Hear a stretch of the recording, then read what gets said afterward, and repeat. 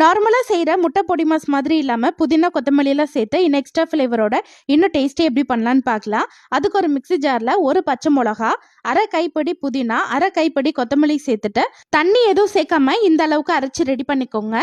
அடுத்து ஒரு பேனில் 3 டேபிள் ஸ்பூன் எண்ணெய், அரை டீஸ்பூன் சோம்பு, பொடியை கட் பண்ண 2 பெரிய வெங்காயம், கொஞ்சமாக கருவேப்பிலை சேர்த்துட்டு நல்லா வதக்கி விட்டுக்கலாம். வெங்காயம் நல்லா வதங்கினோடனே அரை டீஸ்பூன் இஞ்சி பூண்டு விழுது நம்ம அரைச்ச மசாலாவையும் சேர்த்துட்டு இந்த எண்ணெயிலே நல்லா வதக்கி விட்டுக்கோங்க.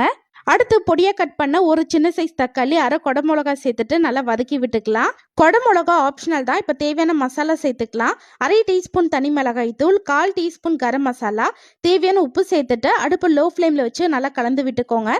இல்லாட்டி சீக்கிரமாக கலர் மாறிடும். இப்போ நல்லா எண்ணெய் பிரிஞ்சு வருது. இந்த ஸ்டேஜில் 5 முட்டையை உடச்சி சேர்த்துட்டு உடனே கலந்து விடாமல் ஒரு 2 நிமிஷம் அப்படியே விட்டுட்டு அதுக்கப்புறம் லைட்டாக கலந்து விட்டுக்கோங்க. லாஸ்ட்டாக அரை டீஸ்பூன் மிளகுத்தூள் சேர்த்துட்டு அடுப்பு ஹை ஃப்ளேமில் வச்சுட்டு நல்லா கலந்து விட்டுக்கோங்க. இந்த அளவுக்கு நல்லா பொடி மாஸ் மாதிரி வந்தோடனே அடுப்பு ஆஃப் பண்ணிடலாம். கண்டிப்பாக இந்த மெத்தடில் ட்ரை பண்ணி பாருங்கள். அடுத்த வீடியோவில் பார்க்கலாம்.